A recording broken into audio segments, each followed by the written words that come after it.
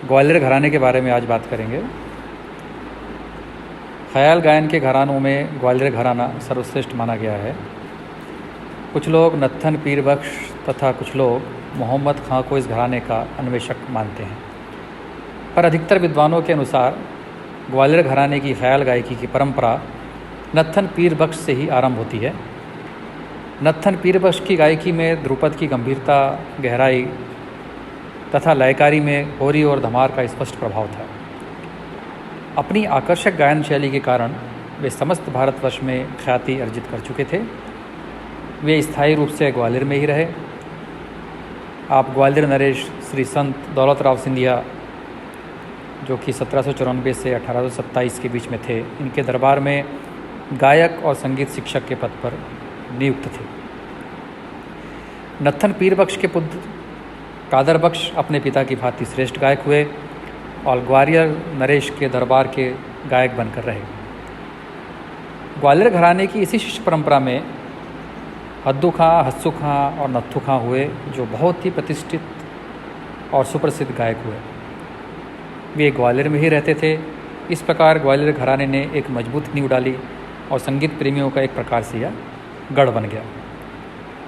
इनके प्रतिष्ठित संगीत और उनकी शानदार गायकी को हम आधुनिक ख़याल गायन के संगीत का महाकाव्य कह सकते हैं। प्रसिद्ध गायक विनायक राव पटवर्धन, नारायण राव व्यास, ओमकार नाथ ठाकुर, निसार हुसैन खां, शंकर राव पंडित, स्वर्गीय राजा भैया पूंछवाले आदि सभी इसी घराने के हैं। शंकर पंडित के नाम से अभी भी ग्वालियर में शंकर पंडित विद्यालय चलता है। राजा भैया पूंछवाले महान गायक थे एवं महान विद्वान थे, जो माधव संगीत विद्यालय के प्रधान अध्यक्ष थे। इसके अतिरिक्त छोटे खां, गुले इमाम, वासुदेव राव जोशी, बाबा दीक्षित, बाला गुरुजी, मेहंदी हुसैन आदि ग्वालियर शैली के ही विशिष्ट गायक थे।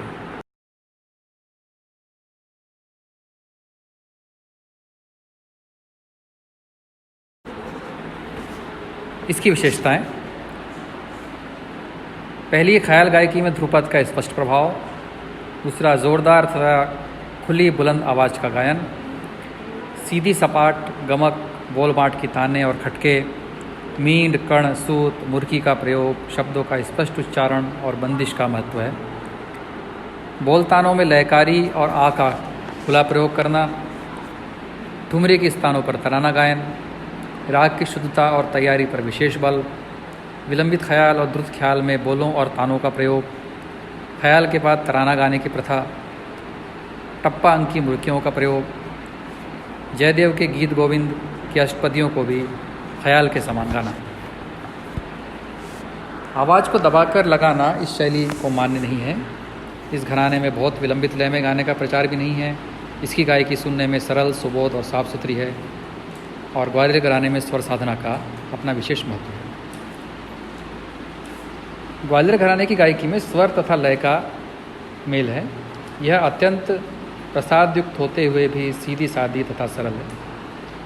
इसमें पेंच नहीं है और ना ही स्वर तथा लय की सूक्ष्म कारीगरी है। इसलिए समझने में आसान तथा संगीत बहुत अभ्यास न होते हुए भी श्रोताओं का शर्तिया मनोरंजन करने वाली इस गायकी को सीधी रेखांकित गायकी भी कहा गया है।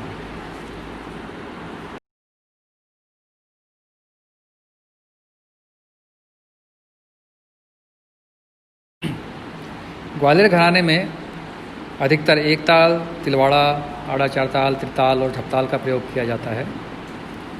अधिकतर गायकों ने अपनी गायकी का अपनी तरह से भी निर्माण किया है।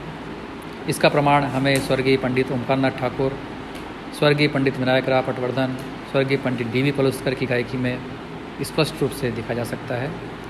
घराना इन सब का एक ही था, परंतु गायकी में अलग अलग व्यक्तित्व की छाप दिखती है।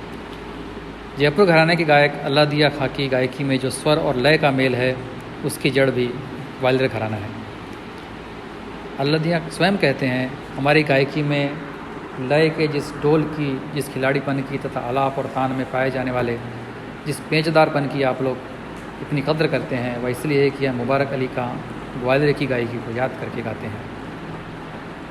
श्रद्धेय डॉक्टर कृष्णराव पंडित ने दिल्ली में आयोजित सेमिनार में कहा कि आज हमारे देश में अधिकांश घराने ग्वालियर घराने से अपना संबंध जोड़ते हैं, जो लगभग सही है। हम इतना ही कह सकते हैं कि ग्वालियर घराने से अधिकांश घरानों का जन्म हुआ है और ग्वालियर घराने की गायकी को ही आदि माता का स्थान प्राप्त है। इस दृष्टि से संगीत की लगभग सभी प्रणालियों की गंगा भी इसे माना जाएगा। इस घराने की कुछ आलोचना भी हुई हैं और जिससे कहा जाता है कि ग्वालियर घराने का लोप हो गया है। समय के साथ इस घराने की गायकी उतनी सरस नहीं रही, परंतु सरस होने का आरोप सरासर मिथ्या है। ग्वालियर घरानों के गायकों ने यदि व्यापक दृष्टिकोण अपनाया होता तो आज यह गायकी लोकप्रिय हुई होती। ग्वालियर को ही उन्होंने हिंदुस्तान की चार दीवारी समझा। 3 सप्तक की ताने और आवाज़ के जोर के प्रदर्शन, और इसी से उन्होंने आश्रयदाताओं को खुश कर दिया। इन सभी बातों के अतिरिक्त इन्होंने लालित्य विधान की ओर भी अपेक्षाकृत उतना ध्यान नहीं दिया। ताने तथा बोल बाट के अतिरिक्त गायकी की और भी छवि है जिसको अन्य घरानों ने उभारा। यही कारण है कि ग्वालियर घराने की गायकी की याद बहुत से लोगों के मन में होते हुए भी इसके गायक आज कुछ कम दिखाई दे रहे हैं। फिर भी मात्र इसी कारण इस घराने ने जो ऐतिहासिक कार्य किया है उसे भुलाया नहीं जा सकता। ग्वालियर गायकी के घराने को आदि स्रोत तो माना ही जाएगा।